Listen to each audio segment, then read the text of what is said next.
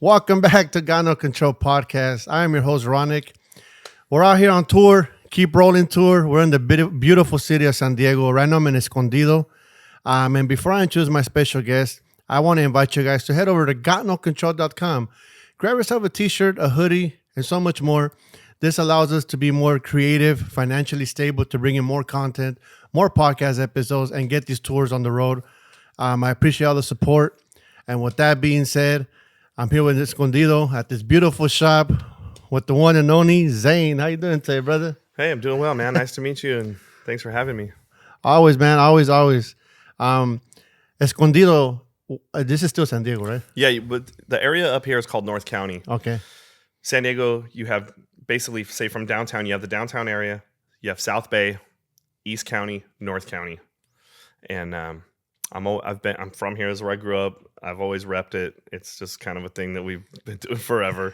You'll see San Diego. I don't know how they do it in LA, you know, because it seems like no matter where you're at in LA, you're in LA, whether you're 50 miles away from downtown or whatever. Everyone's from LA. Yeah.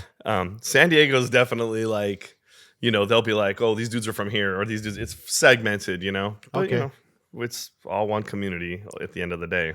For anybody out there that watches and be like, where in the heck is Escondido? What's over there? Yeah, what's going on out here? Is there humans over there? Hey, I'll tell you what. Back in the day, you know, when me and Demo would be going to downtown San Diego all the time, and we'd bump into dudes like Dice and Saki and, you know, the OGs of that area down there, and they'd be like, where are you guys from? And we're like, oh, we live in Escondido. We just drove down here. And they're like, oh, you're out in the farms. You're in where the cows are at. They would always clown us for being so far away. And there's a huge scene up here. I mean, there's a lot of writers from out here, and I mean, it wasn't like that always, but, you know, there's a scene up here, you know? I wanted to dive a little bit into, bro, I know Escondido, right, your hometown, but I want to dive a little bit into, like, coming up as a child, right? Do you come, like, from a stable home? Like, was it very family-orientated when you were coming up? My family is as normal as whatever it was back. You know, my mom and dad, my dad just passed away a couple years ago. My parents were married like 50 years, you know. Both my parents had good jobs. Like, I'm not like from you know, I'm like a poor white kid, but I'm not like, my life was awesome. You know what I mean? Skateboarding, you know, and then I got into graffiti. You know, we were one of those families that, like, on the weekends, my parents were into like motorcycles and shit. So you take the quads and stuff out to dirt bike, dirt biking, Glamis, all that kind of stuff. You know, my dad is an old school dude, you know, so he's into hunting and camping, motorcycles, big trucks, country music. Like and I see a lot of like how that is affecting me now later in life. I'm like, why my dad did the things he did, but I wasn't one of those, oh, I grew up in the ghetto. Oh, poor me. Like, nah, dude, my life was actually pretty rad, you know?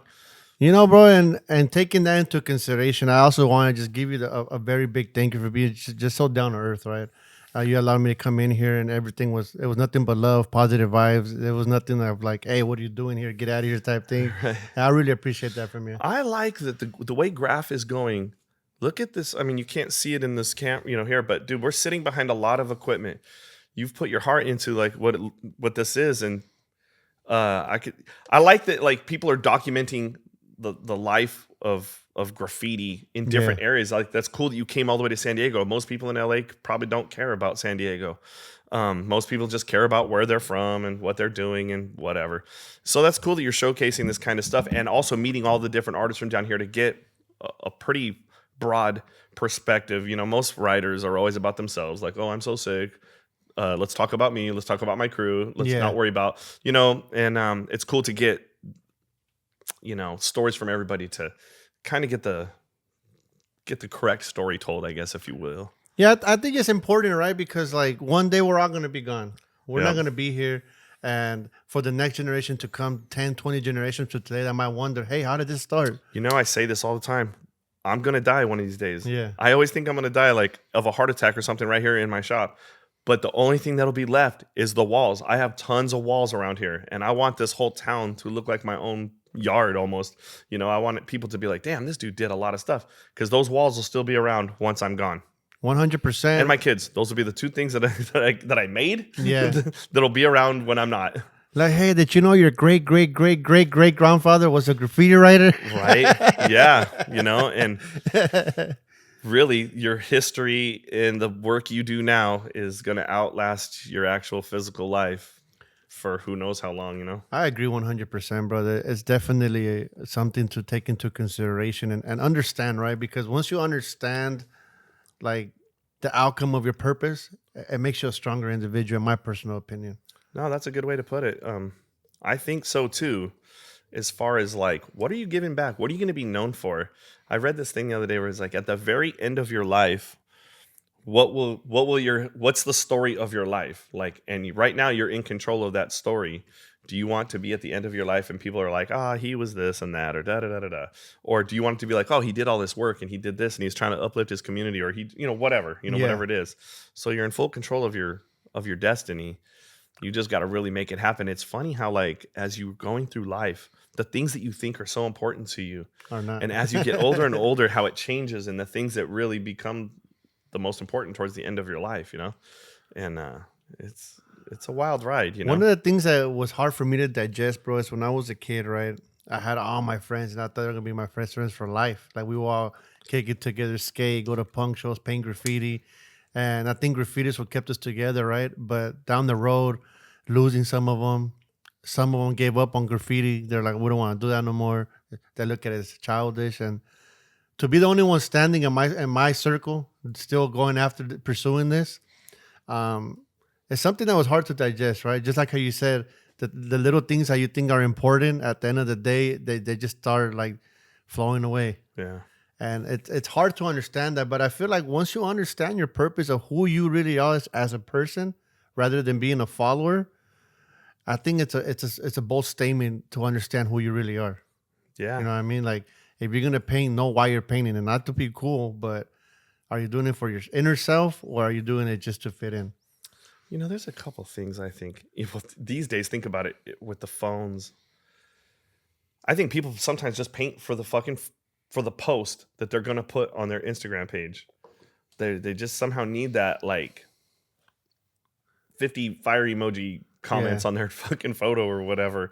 When really, like, sometimes I'll go to a place. I cannot get in any more trouble with graffiti. I can't afford it. It's just, I'm too old to be sitting in jail. I just can't do it. So when I paint, I rarely paint around. I won't paint around here for sure. I just cannot. Like, the mayor, the cops, everybody knows me. I've been in this town my whole life, and my store, which is obviously, look at all this paint and shit. Like, I have been doing this this is my 25th year of having an actual business where graffiti art is the main reason why people come here. And so through all those years and being a knucklehead and doing dumb shit, you get in trouble, and then you go through it. And so this time, like, when I'm out and you get that urge, you want to paint a piece, not because you like care about getting a flick to post it on your thing or whatever. You want to paint. Sometimes want to paint. I'll drive so fucking far away and go under a bridge just to paint a piece that's not even super sick, but I just want to get it out of my system and then go back to work and do whatever I'm doing, because if you try to paint around here, that's the dude over there. Yeah. They'll come give you this is not LA. You can paint and do whatever the fuck you want out there and no one gives a shit. Down here, man, you're going to get a fucking ticket, a fine, or they're going to come and find you. Like, sometimes I see the people bombing and stuff and doing shit, and I'm like, fuck, some of these dudes are business owners and this and that. I'm like, how are they not getting in trouble? But every time I take a step, dude, I always am like in the wrong place at the wrong time. And I was like, so I get hella paranoid about certain things. Diving into that subject, brother, for the general population, I would watch as are just kind of like enthusiasts of the culture and don't understand the emotion and the feeling that you release while you're spraying aerosol. Can we dive a little bit into that? Like you mentioned, sometimes you just feel like you got to let it out. Can you kind of get into that emotion of what it is that feeling and satisfaction you get of like, okay, damn, it's done. Imagine when you were young, when you first started writing, and I don't know how old you are compared to when I was writing, but when I started writing, I had just turned 14 in 1986, and we had Subway Art, the book Subway Art. Yeah. And there was a documentary called Style Wars. And when you watch Style Wars, and you the very beginning, when the subway train is coming around the tracks and it's got those it sounds all squeaky and stuff. Yeah. And it gets you, it's just like, it just gives you that like, Yeah. And when you would go out at night, graffiti now is street art or whatever they want to call it. Yeah. And people will be like, oh, there's a guy doing street art. Like, no one even fucking says anything unless, you know, you're doing, I don't know. But back then, if you were fucking caught writing, man, you didn't want no one to know you were writing. Only other writers knew who each other were. Nobody was like tagging during the day or fucking just, oh, the legal walls. There was no such thing. And so like that feeling you got when you're like, okay, I got my bag.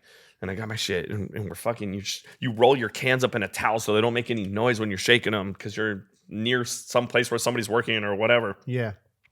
And the feeling of just like when you throw a fat cap on, you know, you get the tester tips and they just had that fan out and, you know, they're so sharp. And I always want to remember that feeling of like when you're fucking laying down those lines and you're filling in your thing, and at the very end you're looking at your stuff, and you know, back then it was probably super whack, but the feeling is what sometimes I'm like, you're trying to get back. Yeah. I don't care. I've painted my name 1,000 times.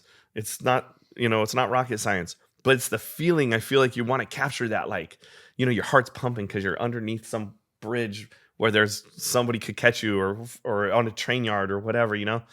And I think these days that's where, like, for me, it's not even about what you're painting. It's the mission.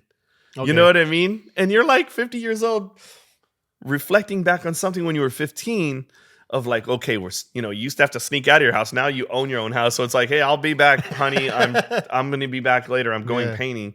And you go but you got to park your car and you got to make sure, you know, everyone's got cameras now. Before it wasn't such a thing, but it's the mission, you know, like getting under the spot, getting it done, getting back home and then looking at all the pictures and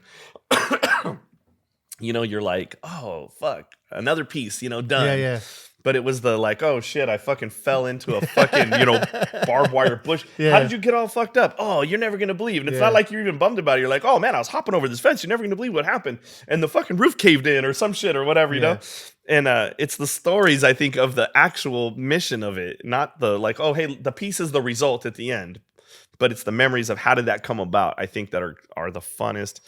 And I feel like that's, you know, there's a lot of events these days. You go to an event. Yeah. There's fucking vendors everywhere selling paint. Oh, there's the wall. Is it really that fun? Like, I've been to a bunch of these, and at first I was like, oh, hell yeah, I'm going to go to all these different events. I'm going to be painting. But that was like whatever. It would be when the event is over. Let's go paint freeway spots and rooftops, like in these different places in these other cities. And that's like that was the real event. You know what I mean? Like, you know, going to a yard and kicking it all, that's just fun. I'm one of those dudes today where I'm like, okay, where's the ice chest? Bring the beers. I need a chair. Where's an umbrella? You're like at the beach, you know, but you're painting pieces. It's like, I don't know, it's lazy, you know what I mean? And I get super hyped when I see dudes that are of my age group or era group or whatever you want to call it, and they're fucking doing it. They're still doing it the way that it was originally done. Yeah. And you're like, fuck yeah, dude, that's what's up. That's how it still should be done. You know, I could reflect on that a little bit, right? Because this happened to me recently where I drove by a spot and like now I have some type of money, right? When I was a kid, it was pretty bad, right? Not imagine when you were stoked on having $10. Yeah. You could get a carne asada burrito, a fucking Coke, and hey, fucking paint. Your day was straight. Yeah. And I remember driving by a spot that I used to paint there in high school, and I used to be like, damn, bro, I used to have to catch 3 buses to get here. Still paying. Carry my shit and like get dealt with and bump into people, gangsters tripping, whatever it was, right? And now it's like I got a new car, I got some money in my pocket, and it's like to see the evolution of it. Yeah, it gets me emotional, bro, because knowing that I went through that to get to where I'm at now, and like now it's kind of like I could just drive up to the spot. Yeah. Park, get off, and do what I gotta do. It's so much easier now, right? And it was just so hard in the beginning, right? Like sometimes I would sit there and be like, "Damn, my friend's got a dad that could drive him around, but I'm over here catching 3 buses, right? And if I miss the bus, I gotta skate back or walk back." And it's like digesting that emotion to me is kind of like phenomenal because now I get to appreciate it 1,000,000 times more. Yeah, nah, for real. And it's a very emotional, you know, movement for me because like, you know. It's crazy, right? Like, I'm sure you had these experiences before where, like, you look at a spot and be like, damn, I remember when I used to walk there. Dude, I tried to, like, I don't know what I was doing, but I was in San Diego with my wife. And I'm still one of those guys who has a backpack always. I generally always have paint on me, like Yeah. throw in the back of my truck. I always got my shit, and I'm like, hey, let's stop by this spot real quick. I just want to catch like a little. It'll just take me like 20, 30 minutes. My wife is generally pretty cool. Like, if we're on our way to go specifically do something, I'm like, hey, can we just take like a detour real quick? I just want to paint something real quick. And I pull up at this spot that you used to be able to just pull into the parking lot. You walk across the train tracks, and there's the wall. Yeah. Dude, you pull up now and there's a wall, fucking barbed wire shit across the top of the wall. I look over that wall, then there's a fence between that wall and the train tracks. Then there's another fence on the other side of the train tracks and the actual wall that I wanted to paint. I was like, dude, you can't even get through. You could, even if I had clippers and all this shit, I couldn't get through this. Yeah. And I was like, fuck, what happened here? But that's just through time and whatever. People get over it. They don't want people getting hit by trains or whatever, which I get. But I was like, wow, we used to be able to just walk right up to this and fucking paint, And I was like, man, things are. And yeah, another thing to take into consideration too is like, I could talk from my experiences because I have the same experience on the wall that I grew up painting. A lot of homeless moved in, started putting a lot of camps there. People started breaking into the trains and burning the spot, stealing from the trains. Yeah. So those things were kind of like were ruined on my side of town. Homeless situations for us were like kind of worked out a little bit because if you brought them a beer, we also generally always have like some kind of drinks going on when we're painting or whatever. And so if you roll up and you're like, hey, what's up? Here's a tall can. Hey, keep an eye out. If you see a fucking cop or whatever, fucking, whistle or whatever. Some of these dudes are mostly on drugs and they're all fucked up and they don't want to even help you out or not. But that's why I don't even go to yards. If there's people living in them, I'm like, dude, I ain't even trying to fuck with it. I don't even want to deal with this, dude. I'm like so far away from wanting. I don't care about being up like that. Oh, yeah. I'm in some fucking shitty tunnel where fucking no one's even. I'm like, I don't even want to deal with that. I'm like the laziest of lazy riders these days. I'm like, I just don't even want to deal with any of that shit. I can't even imagine what LA must be like going to a yard. It just must be bonkers out there, Yeah, bro, it's interesting, bro. It's interesting. Like I dealt with the homeless a lot because when I was a kid, when you're a kid, you want to get yourself a 40, you can't buy it. Hey, what's up? I'll buy you a 40. Buy me a 40. Yeah, man, I get you. Or something will screw you. They'll get themselves a 40 and come back with a little 60 now. It's like, yeah. They know they got you. Yeah, they know they got you. And you can't do nothing because you're a youngster. Yeah, what are you going to do? It's like, it's not like you're going to throw a fit at there. And it's like, it's those things, though, right? That you kind of like learn while you're out there. Like, even when you're painting, you hear noises, like the environment of being there. Like, you could hear a bird chirping or you hear a stick crack and you're like, wait, someone's coming. Hold on. Wait. These days, hey, if I'm in a spot where, it's an illegal spot, which is not very often, just, so but I'm not running. I'm fucking been 30 years of eating carne asada burritos and drinking beers all day and shit. I ain't running from fucking nothing. I'm going to try to talk my way out of this situation before I'm just going to be like, hey, check it out. Isn't this cool? Like, hey, we'll hit you up. You know what I mean? Like, that has happened a couple times where like you get caught at a spot, you're at a spot and a cop rolls up and you're like, and they're like, dude, you guys are like really cool artists. Like, why are you doing this? And you start telling them, well, hey, there's no other place for us to paint, We found this spot and like it's cool. And dude, I have found that just when you're really cool and don't give attitude, don't cause problems, man. I'm that guy when a cop approaches me, dude, I want him to see, I don't want to get killed by the cops. Yeah. You know what I mean? I don't want to get shot. I don't want no problems.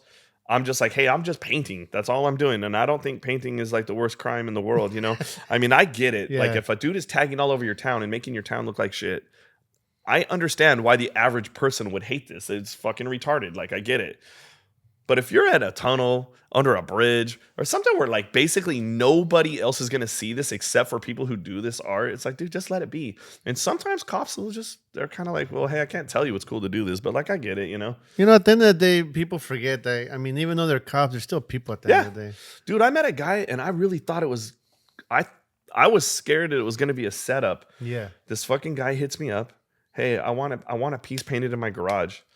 How much does that cost? And I'm like, okay, well, send me a picture of the piece. Tell me, what do you want? And I'll get back to you. Well, he sends me a picture of his garage.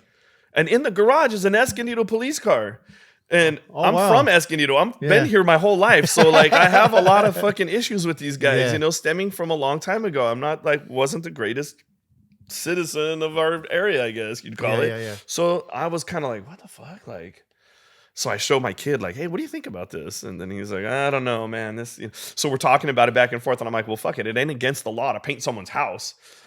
Let's message him back and see what's up. And this guy ended up becoming a friend of mine who was like just the coolest dude that I've like. He had his art collection of street art stuff was like, I was like, where'd you get all this? And he's like, oh, I met this dude and I bought it from him. And I'm like, dude, he's all tatted up. He had a lowrider.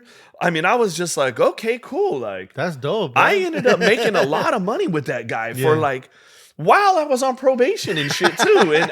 And he would always give me shit and tell me why these cops are always fucking with me. He really kind of was a good dude to know. And he's a great guy. Every now and then he'll message me still. I love that dude, you know? Hey, shout out to him, man. Yeah, shout out to him. Don't want to say his name, but like, yeah, he was a super cool guy. Or he is a cool guy. Yeah. That's dope, brother. That's dope. I mean, most of the time, though, I don't believe that. They're mostly not like that, though. Yeah, no, it's always good to you know, analyze the situation and see if it's even worth pulling up, you know? Yeah. Because sometimes people's intentions don't always mean well. Yeah. They're always out to do something else or whatever benefits themselves. Yeah. I want to dive into, bro, your early stages of being a creative guy. Was it always drawing? Was it an instrument? Was it anything else? Or is it I've always drawing? been drawing. Yeah. Just not graffiti, but just drawing since a little kid. My mom is a painter. My mom is super talented. Like, so she could like paint. She can sew fucking wedding dresses. My mom can do anything. Between my mom and my dad, like, fuck, they could make anything. Like, and so like they were always like, oh, you're into airbrushing? Oh, here. Because I would always see dudes airbrushing t-shirts at fairs and stuff. Oh, I want to do that. That's almost kind of like what led me to graph almost in a way was airbrushing. I used to airbrush shirts when I was a little ass kid, making stencils, you know, and trying to make it look like a, you know, a palm tree with a sunset and whatever. Yeah. And then you write someone's name all super cool. And somehow when I found when Graph found me, all my friends, you know, through skateboarding and Graph kind of go together in a way. Because you'd be out skating and then you catch a tag on the fucking thing or whatever, and I feel like they coordinate though, right? Because it kind of does. Because when you want to go skate a spot, you got to break into shit and you got to like go scout the spot, skate it, get chased by the cops. Hey, get the hell out of here! You're in the streets skating, you know. Most spots are like, you know, in an alleyway or they're banks next to a wall. And then if some dude is writing shit on the wall, you always see in old skate photos, you know, a dude doing a trick, and then there's like a piece on the wall, you know, and it's kind of a hand in hand thing where I feel like for me, I skated since I was a kid, and then I was writing and I was doing both, and then eventually, you know, I just kept writing and I quit skating, and but it's one of those things where you started like tagging, you know, you're catching tags and then, you know, you see like when you're looking at subway art and stuff, like you want to be doing big pieces and you meet other writers who are like, oh fuck, hey, here's how we do it and da da da da, and you just kind of move up that chain of skill level set or whatever, you know, where you're going from tags to throw ups and catching little pieces. The next thing you know, you can do a piece with a character and so on, you know. You definitely, it's the early stages, right? Like when you're like developing, it's kind of like putting a puzzle together. Like, okay, this goes here, and then boom, you got the whole puzzle put together. Yeah, really. And, you know, and that always intrigued me as like, once you could rock, like catching a sick tag is cool. But it's like tagging is just something that's, you know, like when you go to college and they have a prerequisite. Yeah. You got to take this class to get to that class no matter what. You got to learn how to tag. You got to learn how to be getting up. You got to be out doing stuff. Graph, you know, is like, it's such a weird art form because it's not cool. Like, look at this fucking store. You come to a store to buy paint, right? You're not supposed to do that. You have to steal your shit. Yeah. There's like this entry level to get into the game. And you got to prove yourself. And proving yourself is getting up. You got to get up. If you're not, you could rock a super sick burner. Dude, there's so many dope aerosol artists out there, but they don't even know what graffiti, they don't know the level of like all the shit you got to go through to get respected by other graffiti writers. So if you're out tagging, you're getting up, you're catching freeway spots, you're catching trains, you're doing all the shit. It gets you noticed, but you got to be racking cans. You got to be going out. You know, it's one of those forms where it's like, hey, are you going to go fucking walk out on that freeway bridge? Fuck, I don't want to fall. Hey, quit being a bitch. You just got to do it. You just have to do it. Yeah. You know, and if you want to come up, the more you do, the more you're going to come up, and the more people are gonna be like, damn, that dude's crazy. It's all, the whole shit is all perception of like, oh, that guy's so dope. Why? Because he fucking did this. Okay, great. You know what I mean? Years later, you're like, fuck, I could have fell off that shit. But whatever, Yeah. It's crazy though, because someone's always watching. Like when you're out there painting, even though if you think nobody's watching, the community is watching. Someone's seeing it. Someone's seeing it. Someone's gonna be like, okay, damn, I see this guy. You know Not what I mean? long ago, someone sent me, it's just a picture of a tag, but it was a tag from 97 that is still up. Oh wow. Someone saw it, sent it to someone else, and someone stopped by the shop and was like, hey, check this out. And I was like, fuck, where was that at? Oh, over by the beach somewhere. I was like, wow, what the heck was I doing? But for the longest time, I was a delivery driver. And in my delivery truck, I always kept a bag, because if I was over by the beach, I'm going to stop at a yard and catch a throw up or catch a quick piece. Yeah. That's why me and Demo, rest in peace, was my number one paint partner in the very beginning. We were delivery guys, and we were always on a contest with each other of like who could do the most every day, Yeah. And we would be out there just catching. So if someone saw us, how are you up in Valley Center and in Fallbrook and in fucking Oceanside and wherever, and we're like, oh, because we fucking take deliveries every day, and we're gonna hop under a fucking bridge. They didn't have cell phones and all that shit back then, so there's no way to track what you're doing. Hey, why'd you take so long on that delivery? Oh, there was a car crash or traffic or whatever. You always had an excuse. But really, you're catching little pieces every day. You know what I mean? And it was super cool to be able to do that. And in the beginning, that's why I said it's like so cool to be like, hey, what'd you paint today? Like, oh, dude, you should check out this spot. If you ever get a delivery out there, here's where it's at. Go under there. Dude, somebody just told me about a spot it had to be like 40 miles in the hills. They looked under and they were like, dude, it was a super faded fucking throw up. And I was like, word, that's so dope. It's still there after 30 years or whatever. That's dope to see, huh? Like after 30 years, it's really cool when people bring in flicks, or if someone posts a train that you did in like 95 and it's barely hanging on there because we were painting with Krylons and shit back then, and it's still sort of there, and you're like, oh, I was doing this. Oh shit, I wasn't even born until 2020, whatever, and I'm like, oh yeah, I was already painting trains back then. You were still in the womb when I was out here. Right? Yeah. And it's like funny how like the graffiti's a business now. You know what I mean? Like in the beginning, kind of like skateboarding, you just did it for fun. And then, you could get sponsors and you get your own board and you could fucking do contests or whatever, right? Look at Graph now. You can get your own can, like, with your art on it, and through Montana and all these other companies that come out of the woodwork and they sponsor you, give you free paint. Hey, we're gonna fly you to fucking wherever if you paint this and that. Like, it's crazy how like you've seen it from the beginning of it was just something people did for fun, that now is like can be a career. I always found it interesting, bro, that we don't have a spray paint brand here in California. Like there's nothing here. What's gonna happen overseas. You're gonna see pretty soon. You're gonna see a can company, a big can company from America is coming out with exclusive with art paint. Yeah, you're gonna see it soon. Yeah, because like, is it gonna be good? I don't know. I've always wondered it though, right? Like, like how come we don't check have this nothing? out. I mean, two of the biggest companies are Krylon and Rust-Oleum from America, right? Those are probably the two most known companies. Yeah. Krylon obviously fell off years ago, but Rust-Oleum, I am 100% confident they know about this. They've known for a long time. Why do you think they make all those 2X color, the 2X cans? Yeah.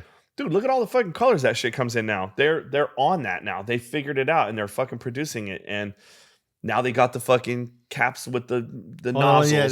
I don't even know if that's good. I haven't tried it out or whatever. But it's fair, but it's way overpriced. But I mean, paint, everything's expensive these days. But here's one can company though that is like, hey, fucking this European paint's starting to take. Yeah, I mean, you can buy Montana's at Ace Hardware. You know what I mean? You can buy Iron like a Hobby Lobby. Hobby Lobby. Yeah, Michaels and Aaron Brothers had fucking Montana's. Yeah. Eventually, when one of these brands hits fucking Lowe's and Home Depot, dude, that's gonna fuck them up, because everyone's gonna buy this shit and rack it really. And then they're gonna lose sales. And Russell's and I bet you, and I know they're making adjustments right now, because I heard a rumor that they're gonna do something like street art related. That's what I'm talking about. Yeah, I heard a rumor that it's coming. Yeah, and so they're probably like, hey, dude, we need to step our game up. Yeah, and I mean, think about like how gnarly is it that an American company is finally in 2025 gonna probably do something that helps make a dent in the business of the European spray paint company. Dude, when I first opened my shop, they didn't even have distribution in America yet. My friends that would go to Europe, I would be like, hey, I have $100, man. Can you bring me back just anything? Yeah. And they'd bring me 10 cans of Belton or whatever it was, you know? And so when the shit would come, it's like, I would want to just keep it because I want to use it. But at the time I was like, hey man, I'm trying to like show people we got some paint. So I was always trying to get people to bring me paint back from Europe. And then eventually, you know, distribution gets kind of going here. And, you know, it's a big deal. And people can come in and like, you have two types of people. Oh, fuck that. I don't buy fancy paint. Like it's, you know, whatever. And I'm like, well, if you're just tagging and doing shit, yeah, why would you want to? I get it. But if you're like an artist and you're trying to do art, don't you want to have the best materials to be able to create the best art? Or do you still want to try to be like, no, fuck that. I'm going to make a painting with 99-cent cans. And I'm like, oh, so you're saying your art is only worth fucking 99-cent fucking materials? Like that just doesn't make sense to me. But you know, whatever. Here it is all these years later. Now it's like just a standard fucking thing that people come in to get paint, you know? Yeah, I remember when it very first hit, right? Like the high-end can, like I think like no one believed someone was gonna pay that much for a can, right? Like when Montana barely. I think in my opinion, Belton came first and then Montana, if I'm not mistaken. Beltons, I think, were on top of it before. You know, when I think the game-changing thing for most people in the paint thing was when 94s came out. Alien 94 had this really soft, the fucking soft valve with the thin tips and all this stuff. But really, Belton was on that way before them. But they don't distribute in America that much.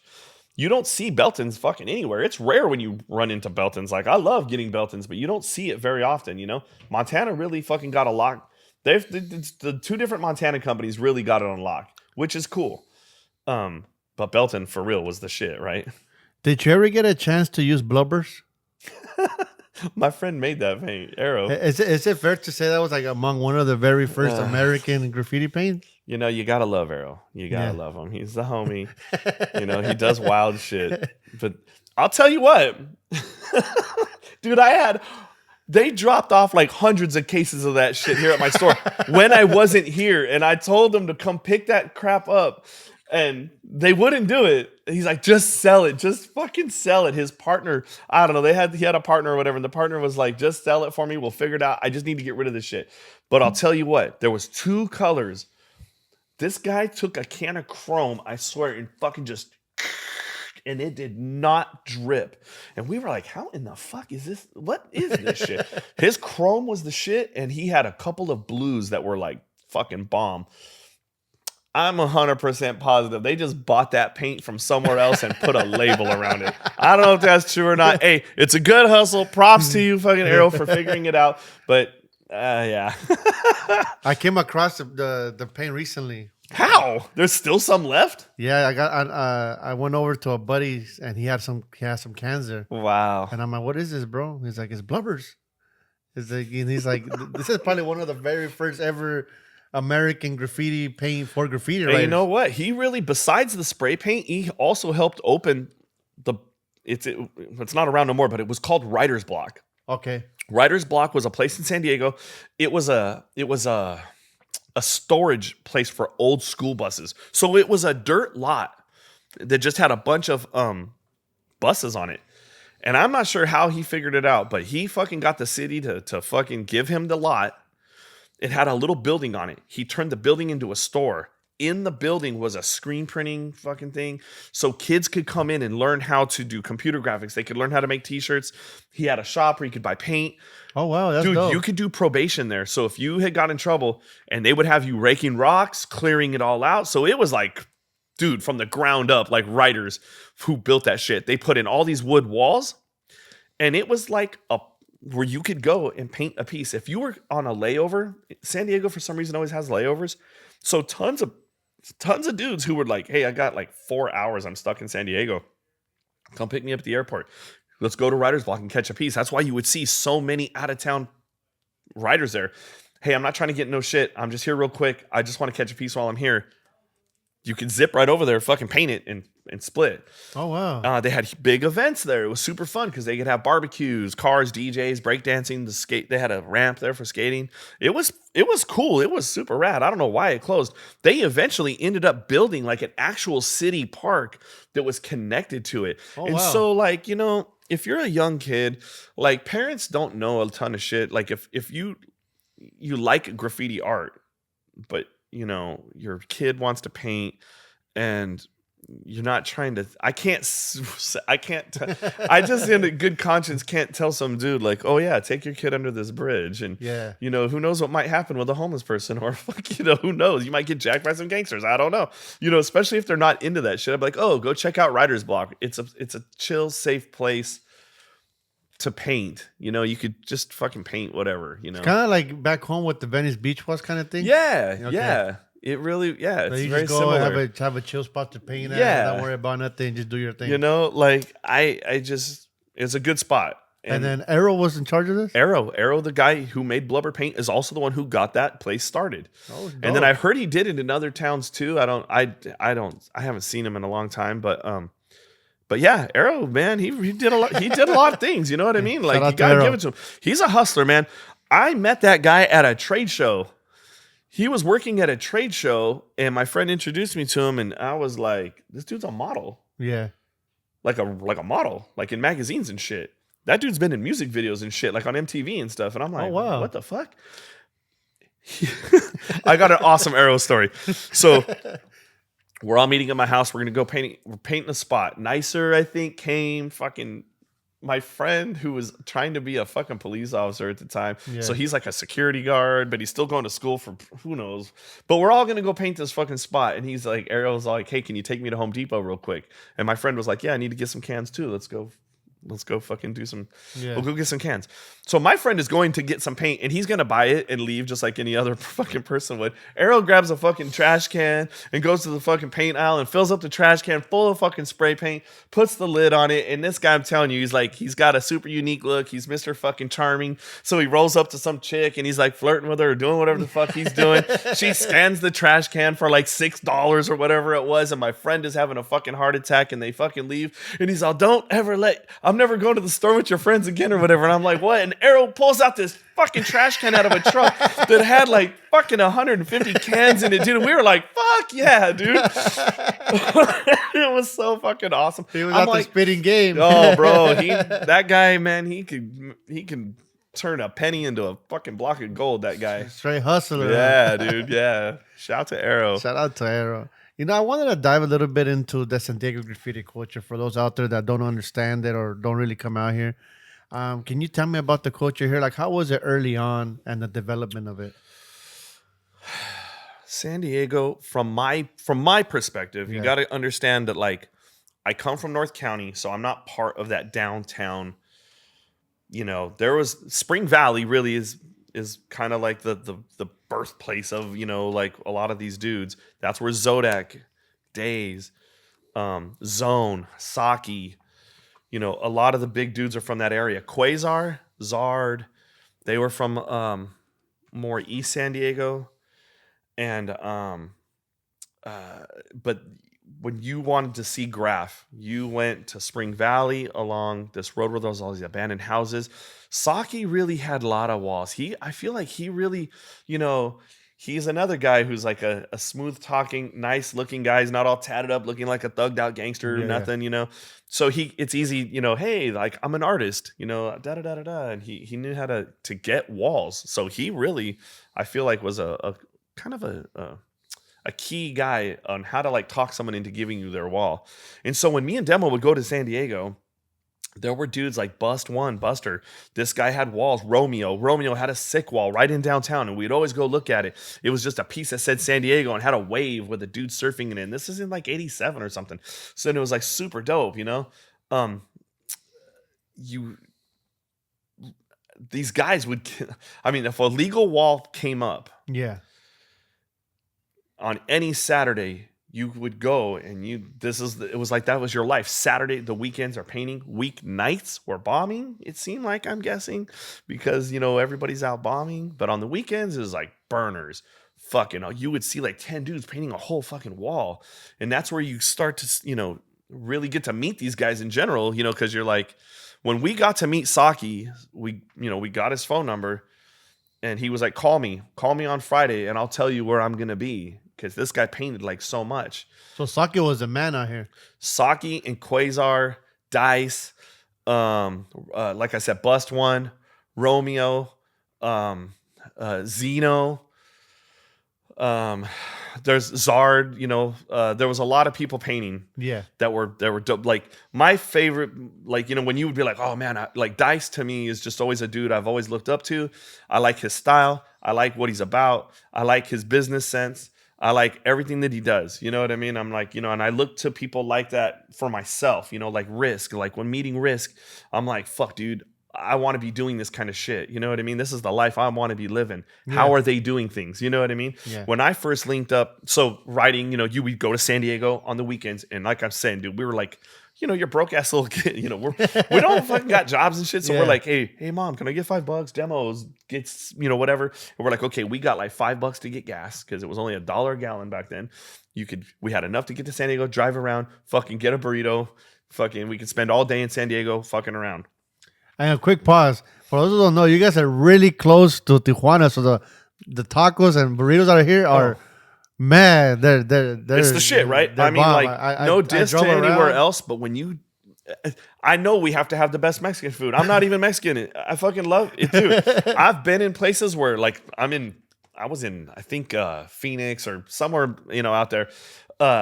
Carne asada burrito, dude, and they put fucking hamburger meat in it, and I'm all, what the fuck is this? Like, dude, when you go to Northern California, dude, you can be in the Bay Area, it's a whole different thing. I don't know, even in LA, everyone's all about the taco shops in LA, bro. They don't got nothing on us.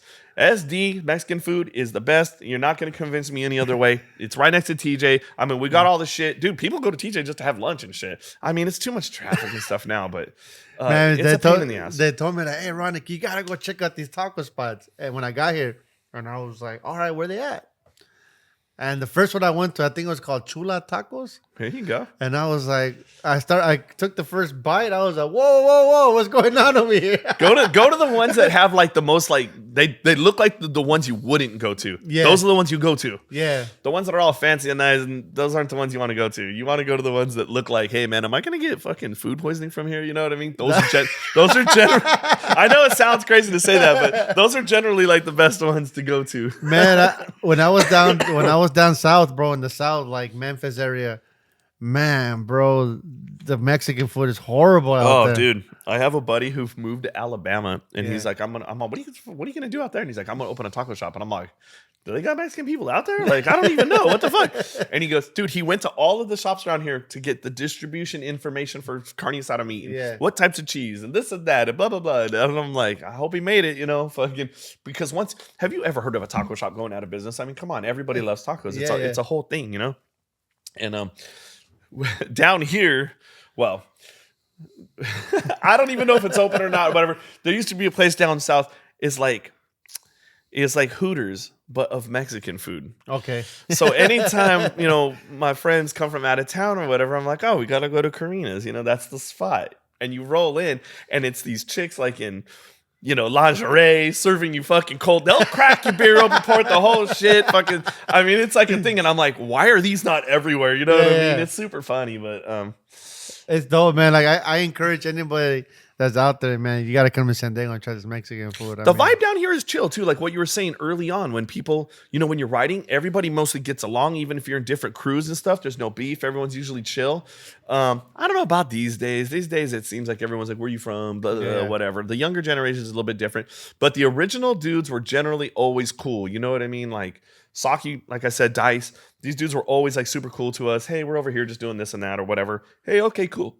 We'll come watch. There's times where we're like, hey, dude, obviously we're not even good enough to be on these walls. But it's, hey, come down and kick it. And fucking you learn a lot just by watching people, and being out there and just building those friendships of people back in like, I mean, when we started going down there, it was probably 89. and I'm friends with most of these dudes today. You know what I mean? Yeah. And I'm out here, and sometimes if they're up here, or hey, if you're coming out with your own shirt brand, I have a store now. You know, I'm like, hey, sell your stuff at my store. Yeah. Yeah. Like, I'm Well, always down to help people out that have helped me out, and this and that. You know, and then eventually, like I said, it becomes like a business. You know what I mean? And when you link up, like Tribal has obviously been around forever down here. They're like a San Diego staple. You know, like they got the store, they've just been around forever, and you generally, if you're from here, you've done some work with them at some point. You know, Bobby's worked with everybody, and yeah. And I know he also reaches out to writers out of the country too and work oh with yeah, them. he works with the whole world now. Yeah. But the original, all of that stuff started right here, though. You know what I mean? And like all of the writers were from here. You know, and then he branches out a little bit because you meet new friends. You start working with Mr. Cartoon. Yeah. And like I said, Risk and whoever else.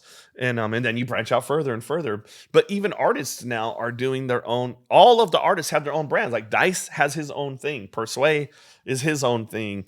Other people have had stores. Like Zard had a hip hop shop in San Diego called No Sellout. Okay. And it was around for a while, you know, and it was a place where you could come in, and he airbrushed shirts, and he fucking sold spray paint, I'm sure, and all the different things that you had. We had tools of the trade. We had probably the biggest, most like successful one was right in downtown, and it was called Behind the Post Office. Behind the post. And it was a place where they had fucking turntables always set. So if a dude came in who could spin, dude, they'll let you spin records. I used to sell them tips and shit. I've been selling fat caps for a long time. There was a yard in San Diego that was it was a guy's house that he turned into a business. And Nicer became really good friends with him, of all people. And he got to know this dude really well. Well, like this guy, he knew what he had the connection with spray paint caps. Oh wow. And he thought he was like this super cool dude that would come out with like a fucking bag of caps. And he'd be like, oh, do you want tips? Of course we want fucking tips. And he'd give you handfuls of tips, right? And we'd be like, hey, where do you get those from? But he would never say. Well, one day we're fucking down there painting his walls. And I was like, hey, dude, I know where he keeps the box. I saw him put the box somewhere. So fucking keep him out here. When he comes out, just keep him out here. I'm going to go in because he had a restroom inside the house, right? And hey, is it cool if I use your restroom? Yeah, for sure. Go on in. I'm like, that was the code. We had been trying to do this for a while, and we just could never get in his house. Dude, I fucking go in his house. I find his office. I found the fucking boxes, and I fucking wrote down. I found the return address from the shipping label. It was still on the box. And I fucking contacted them, and that was history, dude. And I started ordering. Those fucking boxes came 14,000 tips per box. Dude, for like, I don't know, $200 or $300. Was this overseas or here in the States? No, they're in America. Okay. And they're New York Thins, New York Fats. Yeah. You know, back then they were called Phantoms, you know. But I contacted the company, and I was able to start buying tips. That's dope. And I fucking started fucking selling caps, dude. What the guy say? He didn't know that I knew. And I lived in dude, his place was down by the border. It was in Imperial Beach. Okay. So he didn't really know me. You know what I mean? He knew when we went down there, but it wasn't like we were business partners. This was, dude, I was probably like 18 or 19. I was super young. But I got the connection, and I didn't give it to nobody either. I was like, fuck that shit. I'm going to be the guy. Yeah. So I started selling tips to all the stores. All the tips for the longest time were coming from me. Oh, wow. And then we had a streaker hookup too. Me and my friend Diro, my friend worked at an office supply place, and we had a super good setup. No one sold streakers. If you wanted to get, there's a real marker called a mean streak. I don't know if you've ever seen that or not. Most people get Sakura. They're the purple ones. Yeah. But there is a marker. That's why they're called streakers. It's called mean streak. And I've seen them. they come black and white, yellow and red. Mm-hmm. And I forget the name of the company who made them, but you could get those at certain office supply stores, and that's what most people got. There was only one place in all of San Diego where you could get colored streakers, and it was at the Spring Valley Swap Meet. There was this Asian dude there who he basically had an office supply store at the swap meet, and he sold all the colored streakers. And once we found out about that, we were like, oh, that's where you could go to get colored streakers and shit. Okay, dope. He eventually opened a real store, and you could, get them there or whatever. So that's how we knew, like, oh, these fucking colored ones, here's what they're called. Here's how you fucking get them. Well, my friend worked at an office supply store, and they were in the catalog. We're like, why don't you guys sell these things? And he's like, I don't fucking know. He just worked there, And I'm like, can I order these? And he's like, we can order anything in this catalog. So what I would do is I would go in, I'd place an order with him. We'd order like anything I ordered. I had to order two, double, a box for me a box for him. That was like the deal. Yeah. To get hooked up. So I'd fucking order 2 of every fucking color, right? Boxes. And he would mark it paid and put it just in the order. Well, they would fucking order them. And then they would call you, hey, your order's in. They don't know what it is. They just see a fucking box that has boxes in it. Yeah. And so I'd roll up. My shit already says paid. There you go. Dude, and we would do this every couple weeks. I mean, we must have had fucking thousands of streakers. Dude, me and my friend were selling streakers just out of our delivery vehicles to people. Okay. But I would do this so much. I mean, my house at one point looked like a store. My bedroom, my dad was always like, my dad worked for Caltrans his whole life. Yeah. So graffiti art and me and my dad and all that did not work out very well for the longest time. Like, that was not a cool thing. That was always, and I'm like trying to explain to my dad that, no, you don't understand. I'm doing art. Like, we paint art. Like, and he didn't want to hear it because they're shutting down fucking the freeway lanes because people are painting freeway signs. And then those dudes are fucking swimming in our pool on the weekend, you know? And I'm like, dude, don't fuck around and joke around, dude. My dad will beat the fuck out of all of us, dude. Like, he hates this shit. Yeah. And so when he comes into my room and I had fucking racks, I had every fucking Krylon color you could imagine. Coming to my house was coming to like a store, you know? So eventually I ended up opening a store, which was, and all the stuff I sold was the shit that I had for all these years. Cause I was always like on top of like having tips, having streakers, having markers, always just getting things, you know?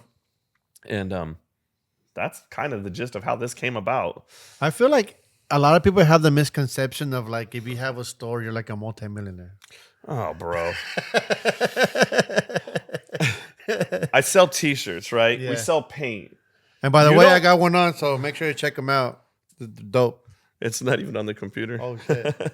By the way, I got one on. They're super dope, so make sure you check them out. This artist, this is Sire from MDR crew. Big crew from San Diego. Shout to Sire. That's dope. And they got the caps too. Street Life. I got one. Make sure you check it out. You know, we make our own products and all that kind of stuff too and everything. But yeah, when you have a business, people think you're getting money. Yeah. Most people in my community really know me because I'll be driving a janky ass car that breaks down somewhere, so they see me fucking walking. Hey, they're like, hey, there's the shirt guy. Hey, do you need a ride? I'm like, bro, I would love to get a ride home right now, man. I was just about to walk, you know? Yeah. And they're like, oh, what's up with your car? Like, people know this type of business. Or any type of business, I guess you could say. Should I be a millionaire? For sure. Have I been fucking around my whole life and not really paying attention to business? Yeah. Totally. Yeah. You know, this is for the love of what I do. I don't sell, like, for example, people come in, do you sell split streakers? Sometimes I do. Most of the time I don't. I do it sometimes just because I'm bored and I need extra money. They'll sell super fast, right? But I don't want to sell split streakers. Why? Because I think you should learn how to fucking do that shit yourself. Stores like this, to me, are the downfall of how Graph is. Okay. Right? Should you be able to come in and look at all these fucking markers and all this shit? Yeah. Tips that do all this crazy shit. People got no skills. Okay. Imagine 1988. If you had a split streaker, how the fuck did you do that? You know what I mean? Yeah. You had to like learn how to do it. Innovation. Fat caps, where'd you get them? You had to rack them. Oh, now you just go on your phone and you order all your shit from Bombing Science or whatever, and fucking that's it. Kids have all this craziest shit now that don't even know what the fuck they're doing with it. And so like, should I just sell shit to make money? For sure. But I don't do it because I'm like, and it sounds dumb because ultimately I'm in business to make money, right? But at the same time, I don't want to be one of the people that brings down the value of Graph and what it means to rock a fat burner. You know, when you're like, oh, I got 14 different kinds of tips. People ask me all the time, like, what do you use? And I'm like, I just use this one cap. I have one cap. I'll paint a whole fucking wall with one cap as long as it doesn't clog. And I'm like, if it clogs, I'll have another one. But I don't got a whole fucking slew of shit. And I got to have this one effect that does this. Let me pull out the suitcase. Yeah. And you know, and it's nothing against people who do that. But to me, Graph, my whole life has been given to graffiti art. Mm-hmm. I've been to jail over it several times. I've been I just had so much problems in life. Dude, all the windows in my shop have been broken because of beef. That's not even because of me, but because of shit that I get into, or I'm a media, you know, whatever. People want to steal shit or whatever the fuck, you know. It's like I've gone through every kind of issue you could have, good and bad. I get paid a lot of money sometimes to do graffiti. Fuck yeah, that's a win for me. Having a broken window, that's not cool. You know, like, but you got to deal with both of it. And you know, every time people come in, hey, they show me their phone. Hey, do you have this? I'm like, dude, what the fuck even is? What is that? And I'm like, not only like, what is it, but why do you need it? Why would you even need that? What are you gonna do? But you know, I get it that time moves on and Yeah. people keep inventing things, and I don't want to hate on anybody. Like, I like, you know, okay, cool, innovation is cool and all that stuff. But when it comes to me and what I do, hey man, I'm gonna do it the original way, and that's how I do it, you know. Yeah. But I get it. You know, you need a fucking cap that sprays fucking 10 feet wide because you're gonna go do some giant block letter bullshit that no one even fucking wants to see anyway. You know what I mean? And I get over that. I get over that shit. Like, I get you 100%. I mean, and also too, like getting into the sales of a can, like for anybody out there, like you don't make that much money because you get the can for a wholesale price, which most of the time you can't even double up on it because the where you're at or the customer base or whatnot. And on top of that, you still got to pay rent, you got to pay bills, you got to pay employees. that's what a lot of things that people don't understand is when you sell an item, like let's just say this can costs $5, I sell it for $10. Yeah. So you have $10 in your hand now, and you're like, oh man, that's expensive. That's a ripoff. Okay, well, what you got to remember is the original $5, let's just say, goes back to the replacement of that item. So you're like, okay, that goes back on the rack. Same with a shirt. If a shirt is 10, you sell for 20. Okay, then the profit is your, you know, $10 is your profit. And you phone, alarm, whatever, blah, blah, blah, blah, blah. That's how it works in any business. You know what I mean? Not just this business. I would say when people come here, I would say real writers don't even come to this store. Writers are stealing stuff. Yeah. They don't want to pay for anything. That's part of the game, and I get it. I would say most of my customers buying paint are artists, people who are actually doing real art. Okay. Artists don't give a fuck about if they use a stencil or fucking if they bought their paint or whatever. That's only a graffiti thing. Racking cans is a thing. Stencils and street shit is not respected. Yeah. But in the real fucking world, that's just one segment of art. The end result these days is really what matters. Now, for me, I'm painting a painting. Dude, I love using stencils now. I'll fucking use some weird little skinny tip fucking shit or splattered paint. You know, I'm fucking throwing paint on the thing because I want splattered paint or whatever the fuck. But I'm not out in the streets trying to prove myself. I could still rock a fat piece with a character and all this shit and fucking whatever. Who cares, you know? I'm not trying to build a name. My name is already made fucking like 30 years ago. So when people come in to get paint, I'm like, hey, man, get whatever you want. Here's how you can do if you want the same result, but here's 10 different ways to do it. I just want to help people create their art, you know, whatever they're trying to do. And that's kind of where I'm at these days. Okay. Real writers will come in once in a while. They need paint. Oh man, it's so expensive. They give me their little, fucking da. I'm like, dude, I don't give a fuck. Either buy it or don't. I don't give a shit. You know what I mean? But there is always just kind of that attitude. And so like for me, I'm like, people will be like, hey, how come you don't do this? And I'm like, because I don't want to. For one, and graffiti guys are mostly whack. Like they're just always complaining about shit. So I don't even want to market to like graffiti people. Gotcha. You know what I'm saying? You know how it is. They'll be like, well, what's the hookup? There's no hookup. The hookup is that I even exist. You know what I mean? But now, so you can't really be doing stuff like that. This store, at the time that I opened, there was no other stores around our area. Even in San Diego, there was no in downtown, which I would think now they're everywhere. Skate shops sell paint, smoke shops sell paint, fucking swap meet places sell paint. Everybody sells the same shit now. So this store's not even that unique anymore. But in the beginning, it was the only store that you could come and get all of this kind of shit. Dude, you could walk in here. Estevan Oriol was here one day chilling. Fucking Dice will be in here. Risk has been here many times. You never know who's going to walk in the door. The dude who owns Tribal Gear doesn't live far from here. We'll be in here having a beer and some kid will walk in and be like, wow, they recognize these people from the internet because they have 100,000 followers. You know what I mean? So if you walk in and you're like, wow, dude, that's fucking so-and-so. Like, why is he even here? Because he's in the area. He wants to have a beer and fucking hang out, you know? And it's really cool. They're passing through. People who are passing through from LA to San Diego oftentimes will stop because they're going to hey, let's have lunch with Zane or whatever it is. And we're fucking kicking it. And you get that, like, you're not going to get that at fucking Aaron Brothers. You know what I mean? You're going to be like, hey, did I just buy a can of paint from Risk? Like, how did that just fucking happen? You know what I mean? Because if he's behind the counter and some kid walks in, I used to do the same thing at GCS. I'd be at GCS in Pomona. It's always my pit stop to stop and have lunch. I like to talk to my boy Hugo. That was the guy who really kind of fucking wired me in and got me schooled in on how to run a business of a shop and really try to get extra money and how to flip things and do things.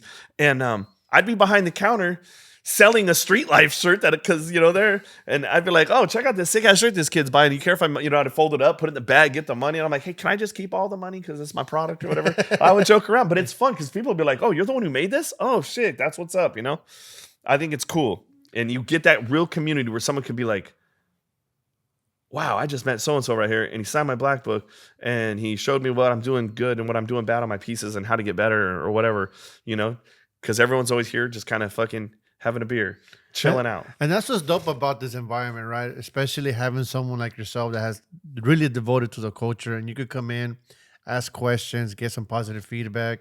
Hey, I just painted this. What you think? Give me your honest opinion. You get that from walking into an establishment, right? Right. Rather than going on the internet, hey, I need 20 cans. Okay, pay me, boom, chef. That's it. Yeah. Right here, you get some type of interaction. You get to see some dope stuff. You got all kinds of stuff right here. And I think that's very impactful, right? Especially like when you're a kid coming up, bro, and there's nothing around you and you have nobody but the shop, then it's kind of like an outlet to, okay, hey, bro. People will come by here with black books, and I'm like, it's cool to hang out and sketch or whatever. Don't bother me when I'm doing stuff or whatever, but you know what I mean? It's cool. It is an environment where you're going to bump into like-minded people. I can't even tell you how many people have become friends with other people, or they've met their wives here, or they've gotten jobs here because, some old white guy might be here getting paint for his tractor, and then some fucking little essay comes in and they fucking start talking about some shit, and they're here. Their connection is the store, and then they become friends, and that dude ends up hiring that kid because of whatever. And I'm like, wow, that's such a crazy connection. Like, that never would have happened anywhere else, Have you ever had a situation where like a young kid walks in and you pretty much see him grow up to an adult?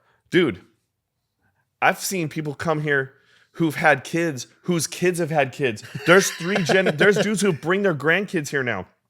No joke. I mean, imagine if you were 18 when the store opened and it's been 25 years, that makes you like, I don't even know, 53 or whatever the fuck old you are, 43. Dude, their kids, they had a kid and then they would bring their kid here and then they always want, I want my kid to like, look cool. Can I get a tribal hat or whatever? And they've grown up coming here, and now those kids have had kids. It's wow. You're just like, wow, this is a third generation shop. Like, damn, I'm here for the third generation. It's been 25 years of watching people. Dude, I've seen dudes come who were like little skater guys, fucking get into graph a little bit, immediately fuck up and get into some gang situation. Oh, wow. Dude, I know a dude who just got out of doing 12 years prison, and he was a kid that used to ride a skateboard here and play fucking knuckles, where you hit your fucking hands? Yeah. And he did all that, and now, he's out and doing his life, and I was like, wow, dude, that's a chunky years that went by. Dude, so many kids have come here who've like, and I can tell when they're cool, it's like, hey, bro, like, why don't do this? Don't go on, you're going down this road. Here's what going down a road's going to lead you. And I'll tell them straight up about, like, if you're like an artist, here's what you could do. If you just want to fuck around and be out in the streets wilding out, expect all of these things to happen. And so I've seen both where it's like kids, dude, there's dudes that come here who are like, they got like corporate jobs. Oh, wow. Fat ass houses. Great looking families and lots of money and shit. And I'm like going, damn, I'm still here selling t-shirts. What the fuck? But like they chose their direction. Yeah. And they'll be like, dude, I can't tell you how many people have come here who have been like, hey, bro, thanks for fucking, talking to me all those times when I was fucking up. And dude, because of what you and your friends told me, man, I can't tell you how many times that's happened where a kid who was definitely having, especially kids who come here is like, hey, you don't really know what their personal life is like, dude. Maybe their parents aren't married. They're fucking, one day they're at their dad's, the next day they're at their mom's. Both parents are fucking wherever, so the kids are just in the streets. But they can come here and fucking hang out and meet friends and kind of have a place to go that's like not at home where all this drama's at. And an outlet to just be free. An outlet to kind of just be cool and not to get away from all the problems that are really in their life. But years later, because I'm telling people all the time, like, bro, military, dude, it's a good thing. Fucking get money. You're going to get insurance. You're going to get a house. You can do all this stuff, especially if you don't have any aspirations of like going to college or maybe they already got kicked out of high school or whatever it is. I'm like, hey, there's so many options. You just got to fucking think about. And not to mention that when you pass away, everything's taken care for if you're military. Yeah. You know, I'm like, dude, there's some things that people just think like, oh, fuck that. That's not cool. And I'm like, dude, who cares what's cool? You want to get paid? You want to have a house? You want to have a car? You want to be able to have a fucking girlfriend that turns into a wife who ends up, you have a family? You know, you got to think about your future. If I could go back into time to listen to the shit my dad would tell me, I would be so much farther in life. But, you know, when you're a kid, you don't listen. Yeah. Dude, even my own kids, I'll tell them what I think they should do. And then they don't listen.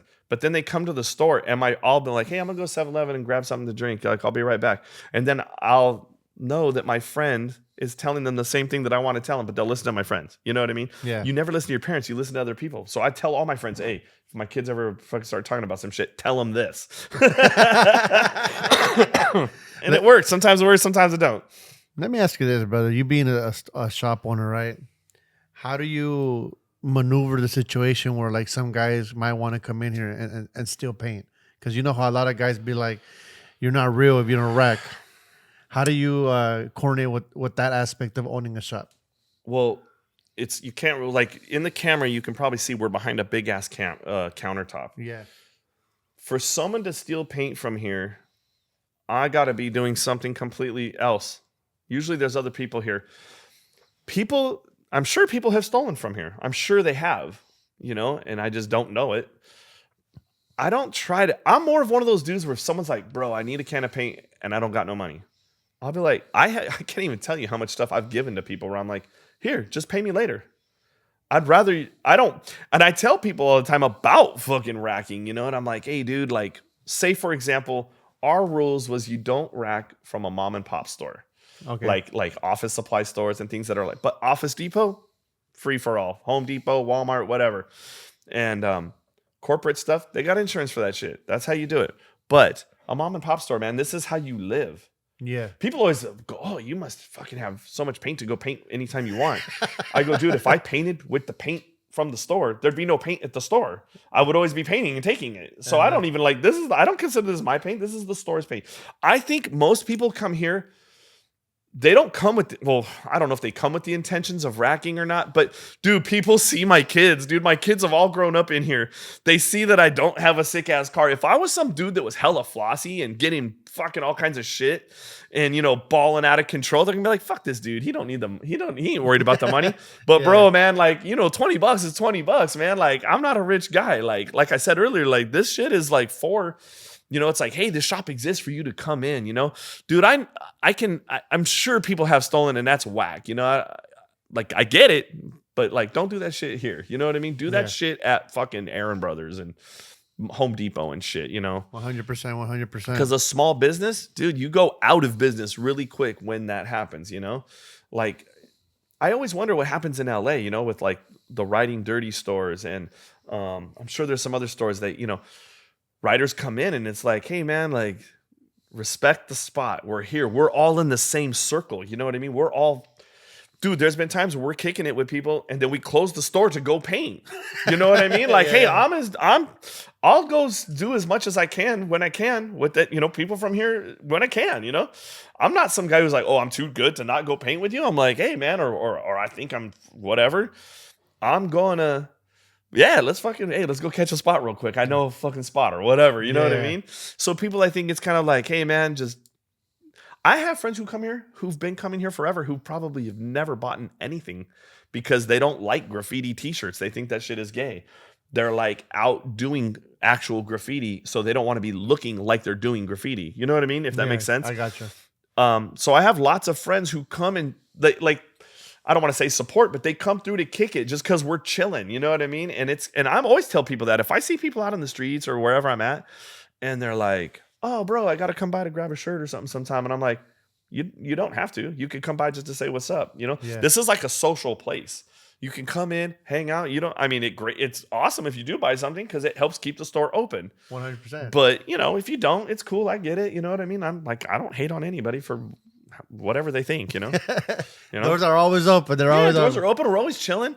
Fuck, there's a 7-Eleven across the street. We're always on some like, I'm like trying to drink less and shit and trying to get that party vibe away from me a little bit. But it's not a big deal to be like, hey, cruise on in with a fucking 12er. And the next thing you know, there's a pile of beer boxes in the back and a wild party going on in the store. Like that has happened. I can't even countless times. I wanted to dive into, brother, how did WCA happen for you? Entering WCA. Dude, that's a super good question, man. Like, no one's ever really asked me that. Thanks. Because, I mean, when you think about, like, in the world of graffiti, I'm some dude from way over here. How did I get into this circle of people? Mm-hmm. Like, wow, you know what I mean? To me, I still sometimes I'm like, wow, I'll tell you the whole, it's a good story. I get a fucking message on MySpace. Remember MySpace? Yeah. And the dude's picture is just black with white block letters. And it says risk 1. Okay. And I'm like, oh God, like dude, before I get into the whole story, let me tell you, I have met countless risks, dreams, a revoke one time. I mean, can you imagine trying to walk in and say that's what you write? When I clearly, dude, I think that people think that I don't know anybody or something. I can't. Amir, we met Amir one time. Believe me, and they're not all the fucking people who they say they are. It's hilarious as fuck, dude. And so immediately when something like that happens to me, I'm like, oh geez, let's see who this fucking idiot is. Fronting to use somebody else. I don't like that, People follow me who write Zane. And they like my pictures and shit. And I'm like, are you fucking retarded? Get a new fucking name. Yeah. Change your fucking name. But, whatever. What are you going to do? So I'm like, I look at the profile and I'm like, oh shit, this is really the dude. So I have some sick ass old photos that I took. And I'm like, oh dude, I got pictures of some of your stuff, dude. I'll send them over to you. And I send a message and we just, developed a friendship like that. And it turned out his parents live like fucking a couple blocks away from me. Oh, wow. Because I'm like, hey, I live over here. If you're ever in the area, I don't know why you would be, but if you ever are. And he's like, dude, my parents live there. Let's go paint a spot. Okay. I take this dude to go paint trains. And I'm amazed. Like, I picked this guy up in a parking lot of a grocery store parking lot. Yeah. And the first thing he says is like, yo, let's grab some beers. And I'm like, cool, because this train spot is chill. And he pulls up by himself. Dude, he fucking rolls up by himself. I'm just like, I pull up and I'm just kind of like, wow, dude, because this dude doesn't even probably know that, like, he's been a part of my life forever of, like, inspirations of, like, from graffiti writing, clothing company stuff, the way he does his advertisings and all his shit. When you first see, like, I used to do fucking, we used to put stickers on chicks' tits and take photos and do all this kind of stuff, Yeah. And you get those ideas because you saw a Third Rail ad where he did that. And I'm like, oh, dude, I'm going to do that, Yeah. And you're like, oh, you just are doing this stuff. So we're fucking drinking beers and we're painting trains. And then the fucking cops come. And there's like this fucking cop because of the situation. Yeah. And we're just ducked down behind these trains. I'm all, dude, basically they're looking to see what's up because there's a parked car here, because we're not far from a freeway. Okay. Da-da-da-da-da. And we're fucking painting trains. And I'm like, hey, I know where there's these truck trailers. And we're fucking bombing and just doing shit. And he would come down all the time to see his parents. So we're just fucking painting. And I didn't really know how the process of this works, especially in LA with bigger crews. Like, they have like a whole meetings and shit over this. We're down here. It's just our friends, and we're like, hey, what do you think about so-and-so? He seems cool, da-da-da, okay, whatever. Up there, it's like a whole voting thing and the whole thing, Yeah. And I just start getting, one day, I'm getting all these, it just happened out of the blue. My phone never rings like a lot. Like, I'm not a popular guy. Yeah. Congratulations, that's what's up, this and that. And I'm like, what the fuck? What is going on? And so I messaged someone back, like, what's up? Have you checked your MySpace today? And I'm like, what's that? What's that? I mean, I'm like, what do you mean? Why would I? And I go on there and there was this whole thing about it. And I'm like, oh shit, like, wow. Like a blog type thing? Yeah, he put up like this whole message, welcome to the fucking crew. And there's all the dudes. And they put you in a giant fucking text fucking thing or whatever. And I'm like, wow. So I don't even know what to say, because I'm like, wow, this is crazy, in my mind, when I think about that crew, and I'm thinking about Mir. and OG Abel and Cartoon and Bates and just fucking Rival and Pyro and dudes that you're like been seeing since like the inception of Graph, like it's just like a thing that's part of the fabric of life, because that's always been that, since graffiti started, they've been around, I mean, if you ever watched like Michael Jackson videos, there's a video where I guess it was Risk but the whole shit is bombed. Yeah. PJ's son lives in this town. Oh, wow. And you're like, wow, like, and I never, and I'm just, little things you start hearing and meeting and so I'm in LA and we're driving around in a car and I'm like, hey, so I saw this thing that you did and he's just like, it's business as usual, texting fucking whoever. And he's like, oh yeah, hold your shit, hold it down. Fucking, you got to maintain your area and tell me all the shit I got to do. And I'm just like going, but is everyone cool with this? Like, aren't you supposed to like have like, an in-face kind of thing or whatever? And he's all, everyone knows, don't even trip. And I'm still kind of like nervous about this because I'm like, I don't want to be fronting. Yeah. I've seen enough of that in my life and it never works out for you. So I'm always like, okay, whatever. And then at a certain point, they start all these group things and MySpace turns to Facebook and Facebook to and all this different shit. And the next thing you know, I'm on these fucking train tracks with like 50 fucking people out in LA. And I'm fucking standing in between Cartoon and Abel talking about art and graph and listen. And I'm like, here's Gasso fucking, and just all these people that are on the Trickster and all these people that I've never met that I'm like, and they're on some like, what's up, dude? Fucking welcome to the family. Welcome to the thing and all this shit. And I'm just like, fuck, like, I'm just a guy from San Diego. This is so crazy to me. Like, yeah, I mean, I'm seeing people that I've only ever seen their stuff in magazines or videos because, the internet wasn't even like a big thing yet or whatever. And I'm like, it's a kind of a thing, and you have to like sort of fight your way through this kind of shit sometimes of like, I was in Vegas fucking painting and I'm like, okay, I pretty much got the fucking stamp of approval from everyone, and you get put down by Risk. I mean, does it get much better than that, right? That's an OG. And we're not even just fucking talking about graffiti art. We talking t-shirt art. We're doing all kinds of different projects and shit all the time. And so it's like, man, this is what's up. And I'm in Vegas and I'm fucking painting a piece and there's some guy just watching me. And at the end, you're putting your crew names and your years and you're signing it and doing all your stuff. And this guy's like, hey, who fucking said you could put that? And I'm like, dude, I'm in that crew. Like, what the fuck? What are you talking about? And he's like, well, I'm from LA. And I'm like, good for you. Like, what's that got to do with me? And he's like, well, I fucking take that shit serious. And I'm like, are you in fucking WCA? And he's like, no. He's all, but it means a lot to me. And I'm like, well, if you got a big ass fucking problem with it, take it up with Risk. He'll fucking tell you what's up. And then he goes, oh. And then he just stopped.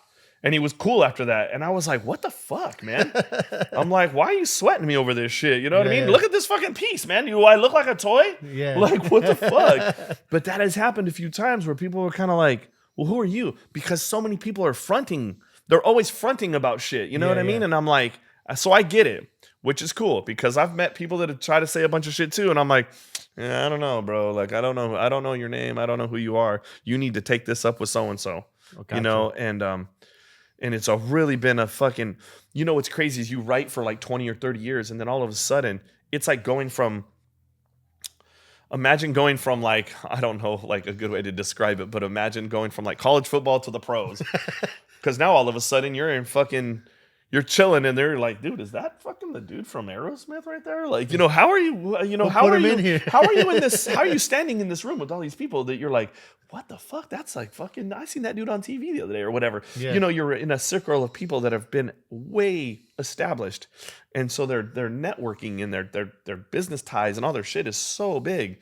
And you're just standing there going, wow, this is fucking crazy, I can only imagine. It's sick, dude. It's super dope to somehow be in a situation where you're seeing some stuff go down that you're like, wow, you don't see this on fucking TMZ. Like, this is tight. This is like its own inner culture. Like, it really is. You have to know people and you got to be there to really understand and know this, right? It really is. And being in that, like, but it's like a chip, not a chip on your shoulder. It's like how do I say it? Like, Now you have something really harder to work for. You can't just do a fucking piece. Dude, I've done pieces and these dudes have been like, yo, that shit was not good. And I'm like, wow, I'm like, fucking, this is a while ago, but I'll be like, hey, man, I got to fix my shit. Like, they're on it. You got to represent all the time. You got to, everyone has a day where you're not like fucking hyped on your shit or whatever, but you got to be representing all the time.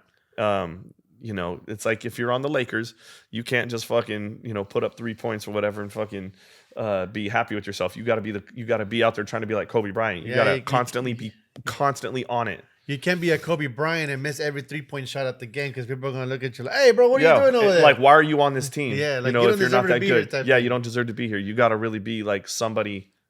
So, and imagine other crews where it's like even bigger. You know what I mean? Like, I know WCA battled, if I'm not mistaken, K2S. Mm-hmm.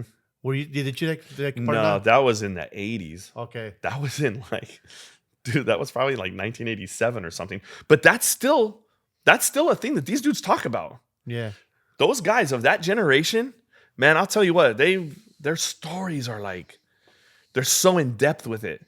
I mean, I've been in a room where a story went on for like 4 fucking hours and I felt like I was like watching a movie because it was so in depth. Yeah. And it's so like gnarly where you're like, wow, you can't even remember what we did yesterday, but you remember this shit? Like, it's super gnarly. I've been in a few of those conversations where I'm in there. It's so cool. And I can relate to, like, it feels like you're at a live theater watching like a play. I like that kind of, I'm sort of a, even though you should be looking forward and progressing and always pushing things, I have such a respect and interest in history, in like not just graffiti history, but just history in general. I like collecting antiques. I'm like, who did this first? You know what I mean? Yeah. Like, to me, graffiti now, I'm like, whatever, dude. You see a piece, whatever. You've seen a million pieces in your life, unless it's something super sick that makes you go, oh, wow, that's fucking dope. It's like, it's not, it's because you've seen it so many times. You know what I mean? Like, imagine back in the day if you were skateboarding and you were like, oh, I did a kickflip. Okay, well, a kickflip ain't shit now unless you're doing it over a house. You know what I mean? Like, it's it's sort of the same kind of thing. But what I dig is when I see, like, not to just keep harping on it, but like Risk, for example, have you seen all those freeway pieces that they're doing in LA right now? Yeah. I mean, this dude is however old he is, Revoke, still killing it. They're up. They're doing it like how they've always been doing it. Yeah. And that shit is tight. And I'll look at that and be like, wow, that's fucking sick versus some 20-year-old kid who also just did the same thing. But I'm like, well, you're supposed to do that. These dudes don't even need to be doing this, but they do it for the love. And they're like machines. They just keep going, And I think it's also dope how they incorporate the new generation. Like, they put on merch. Yep. Vane. Yep. And some other guys. Imagine, I'm telling you, it's like the Lakers. You had fucking Magic Johnson and all those dudes in the 70s whoever. I don't know who all the fucking players are, but you know what I mean? Yeah. They're always like the top, team in their fucking league. Yeah. Same thing with these certain crews that constantly are always like bringing new people in, putting them under their arm. Hey, here's how you do shit. I also want to take the time to give a shout out to Risk because he was the very first writer that I sat down with and interviewed. We did this during COVID. So shout out to him, man. Much love. That's tight. You've been doing this since COVID? That's what's up. Yeah, I started pre-COVID. Sick. When I started. Hey, that's dope. I like stuff like this too because it gets people to be able to tell their stories. You know what I mean? Right. Risk was doing those things for a while called Happy Hour. They were interviews with different artists. Those are super cool.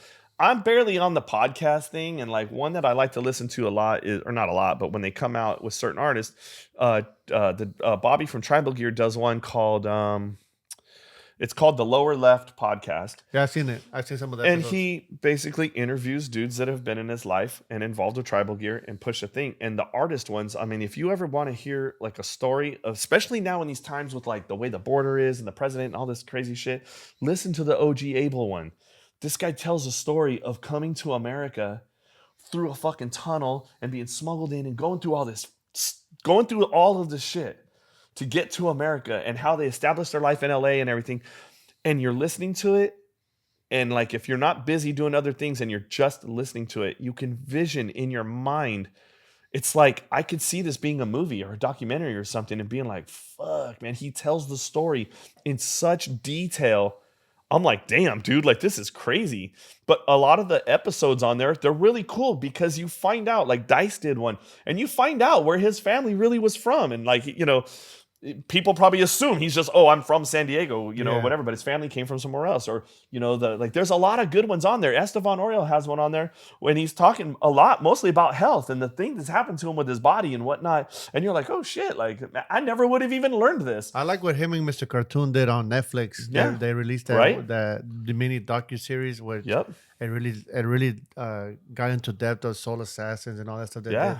I think it's dope. I think it's a dope thing. Like just being able to learn, right? Because it's always good to know. You know what's cool too is when people specifically, let's say like Risk or Estevan Oriol or any of these guys that most of the world look up to, in this kind of life, in this kind of, what we do. Yeah. And if someone says, most of the time there's so much like hey, you got to be a tough guy. Hey, you know what I mean? And when someone kind of says like something that you would think is not, like, I don't want to say I do that too. But when a fucking OG says, oh, you know what I do on the weekend or I da-da-da-da-da, whatever, they make it to where it's like, hey, dude, we're all the same. We're all people doing something, and you can let your guard down a little about having to be like, oh, fuck that shit because it ain't cool. You know what I mean? Yeah. But like, oh, fucking, I'm like, hey, I knew it, or whatever. So I got 3 questions for you, bro, before we get on out of here. Right. One, what is your personal take on the WCA production that happened at Meeting of Styles? You know what? I didn't even see. I saw a part of a picture of it. Yeah. I seen it. It's pretty big, bro. It looks huge, and it's like block letters with everyone's names in it. Yeah, I think it was pretty big. I went down there while they were doing. Oh, it. dope. Yeah. Dope. It's block letters with everyone's names in it. That's cool. Yeah. See, that's what's like. There's only so much space and there's so much stuff. I think this, I think it's cool. It's rad that like I like when people still get together and do shit like that. You know what I mean? Because you got to figure out, hey, well, how do we all try to get up? Everybody, everyone generally is always about themselves. Like, nah, I'm gonna rock my piece, and I want everyone to jock me. I think it's cool when they get together a lot of times, and we're like, hey, well, what was the idea? Let's put the idea together of something that's not just like self-serving or whatever. So it's super dope to do those big block letters with everyone's names in it. That's pretty dope. Super dope. Shout out to the whole WCA crew. Another question I got for you, brother. In your opinion, best wall you've ever seen graffiti outside of your work? That's tough. You know what? I always, man, that's a tough one. Because there's just so much good art, right? Yeah. Imagine when you see a mere painting and his shit is just so fucking like out of this world. But then at the same time, you go around a corner and you see a Tyke piece, like one of those witness pieces. Tyke is probably one of my favorite artists. I don't know why. I love his shit. I love his shit.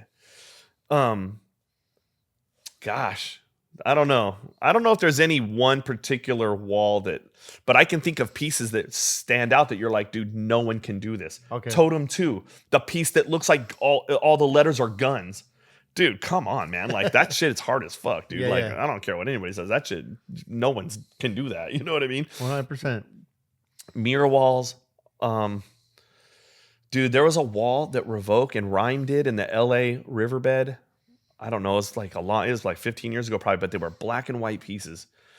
Dude, and they were so fucking sick, man, because they just look like they're like fucking, there's so much motion and movement in them. And they were just black and white and in the river. So it's like, not only are they super fucking sick, they're illegal, they're super dope. You know what I mean? Nowadays you have just so many artists, and every day you ever notice that like back in the day, all of the best artists or the known artists, I guess you'd call it, were like, okay, there's LA, there's San Francisco, Chicago, New York, and a few places here and there. Yeah. Dude, you could be in the middle of fucking nowhere, Idaho. Yeah. Fucking, there's sick ass artists out there. Dude, I travel around, dude. And I meet people all over the place. I'll be in fucking North Carolina, fucking Nowhereville, in the middle of nowhere, and there'll be a badass, super fucking sick wall. And I'm like, who the fuck is this? Yeah. And then I'm like, find their fucking Instagram page and be like, damn, this dude is super fucking sick. What the fuck? Like, there's a lot of dope That's some dope. writers out there. So it's hard. You almost can't even say like, but the memorable ones that you always think about, are like, oh man, this is dope. Like I can still sit back and in my mind, I can picture exactly what that lion holding the mic that Hex painted at Belmont looks like because I had can control and I looked at that shit for my whole fucking life, probably. Slick characters. I love characters, man. So like Zodak, Persway, Quasar, and Saki back in the day, those were the dudes that could do those really intricate, like very West Coast looking, hyper, the fluorescent green highlights and the fucking details are super crazy on the fingers and shit like that, That's the type of stuff I remember, but not just one specific like wall. Now that you mention those guys, bro, I know in San Diego they had a very monumental battle, which was it was Saki and I believe Quasar. Saki and Quasar versus Dice. Versus Dice and Zodak. Did you attend that battle? I wasn't there I went there on the last day. I don't know why I wasn't down there. Maybe I was at work or something, but those pieces were dope.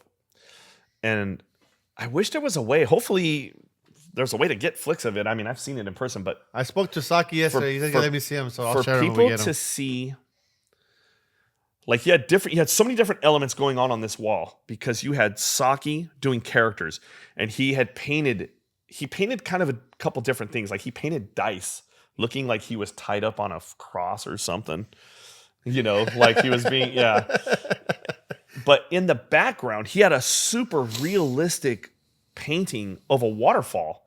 It was a mountain scene. And I mean, it looked real. It wasn't, he's an oil painter. He can paint portraits. I mean, Saki can paint fucking with the best of them. That guy is extremely talented. So, and Quasar painted a piece that said secret. Dude, this piece was and this was in like 1991. So it's like, this piece today, people would go, fuck, that's dope. It was so advanced. His lettering and his shit, Quasar was so like, he was so forward thinking.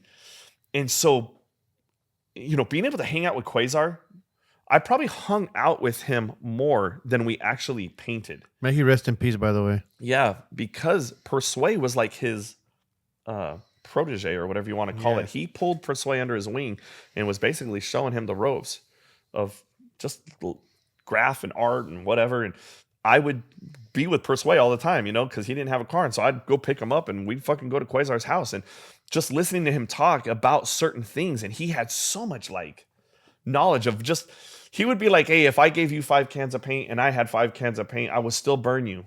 You know what I mean? And even if you were on the same art level. Yeah. And you'd be like, well, why is that? And he's all, because I know how to make my paint last longer than you do. And I'm like, well, how do you know that? And he's all, because nobody else even fucking thinks about this shit, and I do.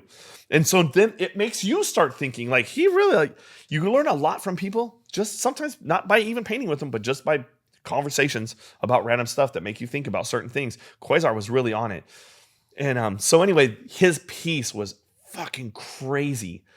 And the waterfall scene and the shit behind it was like, it was super dope. In between their two pieces, which I don't even know how this happened, Buster, this guy that wrote Bust One, painted a portrait of I Love Lucy. What was her name? Lucille Ball. Okay. He painted like a real portrait of Lucille Ball with the I Love Lucy logo. I don't get it. I don't know why that happened. I don't know what that even had to do with anything. But that was in the middle. And at the time, I mean, I don't really care about Lucille Ball, but you have to give respect to where, like, dude, that was a real portrait that was like fucking, it looked like a photograph. I mean, it was super, super good. And really the only couple people that you knew that could do shit like that would be like Hex. You know, he painted those portraits of the Hollywood people on Melrose. And so then on the other side, you had Dyson Zodak and man, you know, you just have like the dudes that were like the most like technical, you know, painters, and just, I don't know, just so good. I spoke to Daze yesterday, right? That was shit was dope. And Daze told me that it was kind of like, because he says he put it together. I don't know if that's true. Oh, okay. He says that they had meetings and they were coordinating whatever. But he said it was kind of like the Kings of the 80s versus the Kings of the 90s in San Diego. I could see that. I could totally see that, because like Dice and Zodak together, dude, those walls that they paint are like, you're like, wow, you know what I mean? Yeah. Like, fuck, Zodak. I mean, there's nobody like that guy. Like he's just his skill level is just and his ideas are just they're fucking gnarly, you know? There's nobody that paints like him to this day even. And I'm like, fuck, I wish he would paint. You know, I wish he would be out there painting just because you want to look at his artwork. I got tatted by Zodak. My whole right arm is done by Zodak. And fuck, just those sessions of sitting there and listening to him, you know, and I am like so stupid because I'll be like talking and over talking and he'll be like, dude, you're about to miss some fucking serious game. You should like let me finish what I'm saying. Like he's very straightforward. You know, I learned so much from that guy. Just like about just life shit too, you know, just like how you do your shit or whatever. I never met him, but one thing that I really respect about him is that he's not on social media. He's kind of like nowhere to be found. So if you know him, you have to know him. Yeah, to know him. I don't know if the phone number's still the same, but I'm like, I bet if I texted him, he probably wouldn't even text me back. He would be like, who is this? Or he'd be like, I don't even want to talk to that guy. Like, he seems very, you know, you have to be in his inner circle. And not to mention, too, there was a lot of people at this battle, right? Oh, bro, the whole Zodak and Dice at one point in time. So imagine, okay, so there was remember Fox Television? Yeah. Down here it's Channel 6. Yeah. When Fox first started, they did a whole series of fucking commercials with those guys. So remember the show In Living Color? Yeah. Saki painted a portrait of Homie the Clown. Quasar painted a whole space. He was always doing aliens and spaceship. He did the Star Trek Next Generation fucking murals. They videotaped these and made them into commercials. Dice did a piece that said America's Most Wanted for the fucking TV show, you know, America's Most Wanted. Oh, wow. Dude, they did all of this shit. So this was constantly running on TV, right? Around this time, tribal gear becomes like a fucking big known thing, you know? It had been around, but it was getting bigger. And you have all these shirts of these guys' names and shit. Like, you know what I mean? Dice started making his own shirts. Zodak and a guy, his partner was named Severe, started a brand called Top to Bottom. Okay. So now you got these dudes who are like getting money and they're fucking painting walls and they're on TV and they were like superstars, dude. Like, if there was an event going on down here, like, dude, I don't know if you guys in LA remember, but there was a thing called Freestyle Sessions. Freestyle Sessions was a thing put on by Cross One, who started the Armory store down here and everything. I just recently went to my first freestyle session last year. Freestyle Sessions started fucking forever ago. Yeah. And they started out at this place in South Bay where it was like, oh, we would bring our canvases. If you did graffiti, you were allowed to bring canvases and hang them on the wall. And I remember I brought one time and he let me put it on the wall, which was super cool. But it was a breakdancing contest. But it was a hip hop fucking thing. So if there's a breakdancing contest, graffiti writers are going to show up to fucking, hey, let us paint the background. DJs are going to show up. Yeah. Saki's a DJ. Zodak was a DJ. A lot of people knew how to do multiple things. You know what I mean? And so like Saki and Zodak, dude, they were like, they could do everything. Break, spin, paint, fucking you name it. They could do it. They probably rap, lyrics, the whole shit. What's a crazy insight too about what you shared that they were painting for the Fox News? Saki was telling me that Krylon can sponsor them with paint to do that. Imagine. And it's like... Imagine at that time getting pallets of fucking spray paint. By Krylon. Which was the only paint around at the time that people were using. He was saying like a lot of people thought that they never sponsored graffiti, but they sponsored us and Diego artists. That's sick. I didn't even know that. That's rad. I've never even thought to ask that. And then he was telling me too that due to the tag banging, Krylon stepped back. I could see that. Like, hey, we don't want it to do it this no more. See, that's what sucks. I'm sure, you know, LA has the same situation as we do here is like you get dudes who they want to, like, they don't want to be in a gang. Yeah. But like, they're also not graffiti writers. So they want to be like fucking in the middle. I'm tougher than a fucking gangster. Or I'm not as tough as a gangster, but I'm tougher than graffiti writers. I don't know. That whole fucking thing I think is just fucking whack. But it's gnarly. I mean, dudes get fucking robbed and jacked and shit, you know, just like anywhere, I'm sure. But it was pretty gnarly for a while over here. Yeah, Saki shared that with me. Because they get into, you know, hey, fuck you if you don't want to fight. So then they'll try to shoot at you. Yeah. Okay, you're so tough. That's fucking pretty cool of you to do that. Yeah. You're too much of a bitch to want to fight, so you're gonna fucking have a gun. That makes you tough. Like, I think that's whack. But yeah, in my opinion, bro, I feel like it should just be about the art. You know? Yeah, graph is graph. You know what I mean? Like, and that other stuff is other stuff. Yeah. But it sometimes gets blended. You know, and what'll happen around here in our area that we had a huge problem with gangsters. Imagine you have a brother. Yeah. You have an older brother who got in a gang, and you see how it fucked up his life. Well, then the younger kid's like, well, I don't want to do that shit, but I'm doing graffiti. But graffiti kind of, now you're down to go commit menial crimes, and you start shoplifting maybe because you're trying to get spray paint or whatever. So then the other dudes are like, well, hey, go sell this fucking sack for me. You like take this around the corner, or next thing you know, you're like, well, fuck, you're in the mix. You can make $20. Yeah, and next thing you know, it's like, well, you're in this graffiti crew, but you're also working for these guys, and then I feel like that's one way that it kind of blends. Yeah, and I'm like, it's not for me, I hear you 100%. I keep it like the skateboarding graffiti background where other dudes got to go from the gangster graffiti background. I'm like, well, I don't got that problem. So I feel like, in my opinion, graffiti is what keeps you away from that culture. You would think it would, yeah. Like you want to be like just with your buddies, getting dope, artistic, doing your thing, and leaving that to those people. Yeah, because that's a whole different realm. Yeah. Than what this culture is. Another question I have for you, brother, before we get out of here. If you could change anything in the culture, whether it be today or the past, what would it be? I think if there was one thing to change, it would probably be to try to get that element out. Because think about the drama that graffiti has been forever, right? Yeah. All the way back to Style Wars, the movie, right? Yeah. Cap, dissing fucking shit. You know what I mean? And then it's like, well, fuck that. I'm a tag banger. I just go around fucking tagging on shit. You know what I mean? Yeah. And whatever. That is still the same today. Like I always say, it's like the game doesn't change. No, the game remains the same. It's only the names that change. It really is. Yeah. Think about if you're I don't give a shit about none of that stuff now, but I don't care. But imagine you're some 14-year-old kid that comes in and he's like, man, these fucking dudes keep dissing my shit or whatever. And it's the same shit. Y'all got to go through it. You know what I mean? Yeah. It never changes. If you could just somehow get away from toys. But that's part of this fucking thing, Yeah. What are you going to do? And that's where fucking people come in. All right, well, let's knuckle it up, or whatever. And I don't know. And also, it's also fair to say, though, there's certain situations where, the knuckles got to come out, right? Like, for example, your best friend has a piece that's been running for 2 years and he passes away. And here comes a kid trying to put a tag in there. Yeah. So those type of situations. You know what kind of sucks is you can get into a situation where you got beef all of a sudden really quickly by accident. Here's some writer. And I'm super sketchy about myself because I don't want no troubles. Later in life, I like to be out. If I'm in Texas and I bump into some writers, I want to be like, they're like, oh, there's Zane. That's that dude. Hey, he's cool. Fuck whatever. I don't want nobody. Oh, fuck that guy. You know what I mean? I don't want that kind of problem.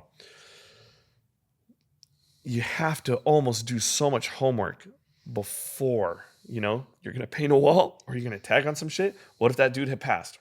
What if that was a moment? You don't know. You got to be super careful about what you're doing these days. Even when you're just painting a yard and you're going to go over some pieces that these have been up for a while. They're kind of fucking whatever. Dude, if you don't go over the whole shit. Oh, I left a bubble hanging out or an arrow. Bro, geez, it's like a fucking World War III. It's so stupid. I'm like, I have flicks from back in the day where I can see 4 fucking productions behind whatever the top piece is. Nobody cared. It was like whatever. But now, fuck. Oh, dude, you dissed me by leaving. That shit is fucking. That shit is dumb. I think people overdo it sometimes. I think.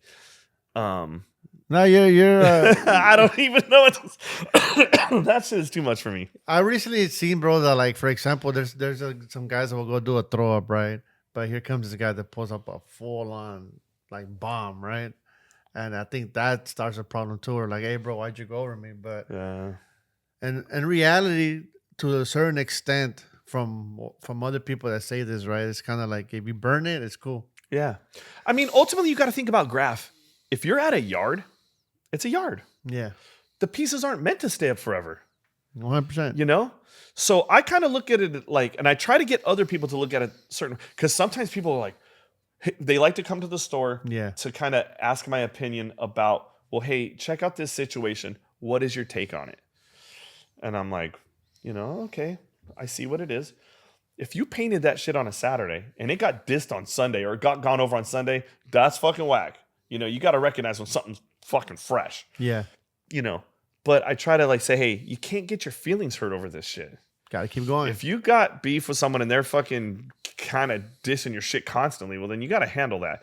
But I mean, if you're just at a yard and your piece ran for a while and it got rolled over by somebody else who did another piece. I just did a piece a couple months ago that I really thought was going to stay up. I'm old as fuck around here.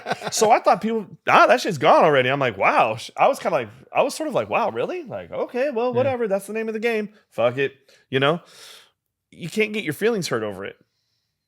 You see this on the internet a lot, where if some dude has a spot out in the middle of fucking nowhere, oh, this dude had a tag and this guy's put up 1 million tags in his life, and then someone came and did a fucking piece over it. And they're like, how could you go over that tag? It was there forever. What do you mean? Who gives a fuck? Are you fucking for real? And like my dumb ass, I'll like comment on it. Now I'm like, dude, I don't even care. But you comment on it like, bro, you know, because I'll tag the dude like, hey, bro, you should have fucking, you know, put a piece of plexiglass over it, made a monument out of it before you did a piece, you know, because these people get their feelings hurt and they're like, well, no, that ain't fucking cool, Zane, and this and that. And I'm like, dude, but it's some stupid tag. Who gives a shit? But some people do. Some people need to understand too, bro, that you could be crazy on the internet, but it's real life. It's real life out here. You know, level out what you're saying on the internet, because you could be like, hey, F you, and when I see you this and and then when you really see the person and right in front of you, like, are you really going to do all those things you said? Because that guy might be on that level. Yeah. So, like, you know, leveling it out. Yeah. Last question I got for you, brother, before I get out of here. Favorite shoe to paint in of all time? Favorite shoe? Shoe. I don't have a favorite shoe. No? No. Like Nikes and shit? Is that what you're talking about? No, like your favorite shoe to rock while you're painting. Do you have a favorite shoe? Nah.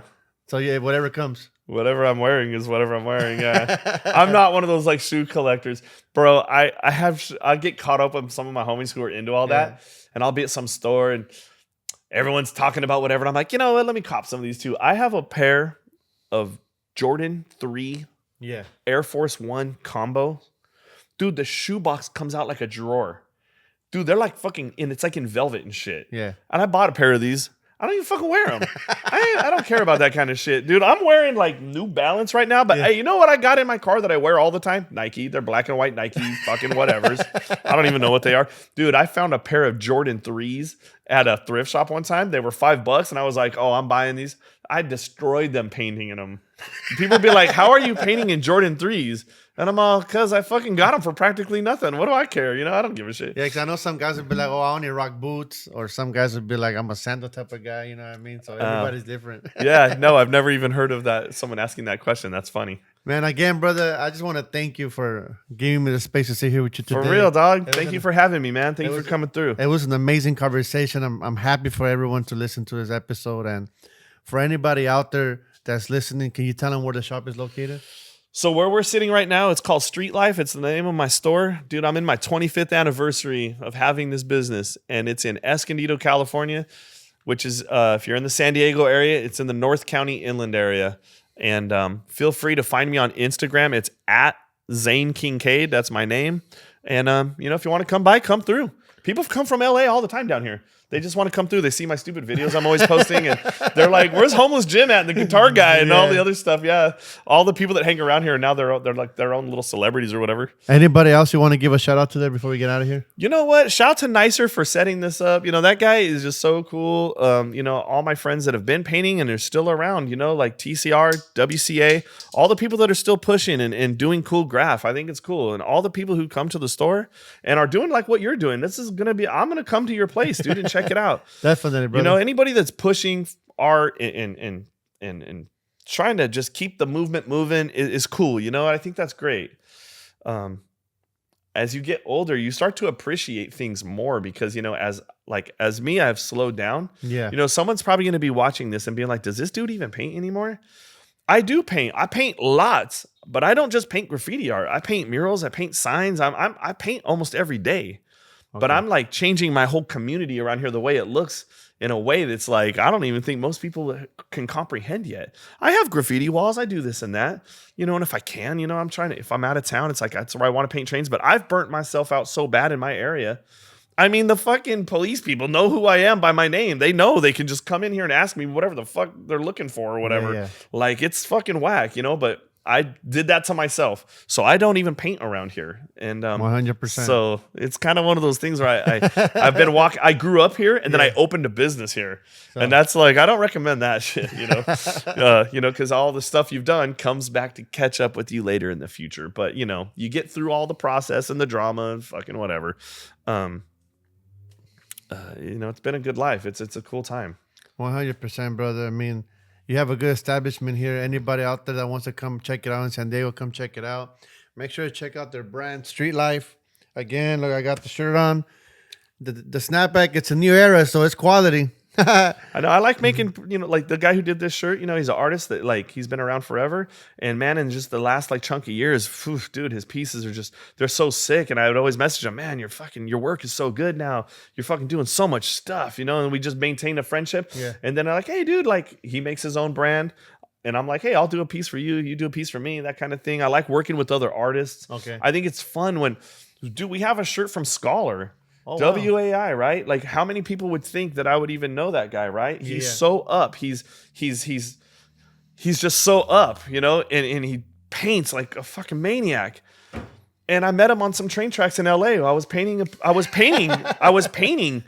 was painting the same wall, and we just became friends.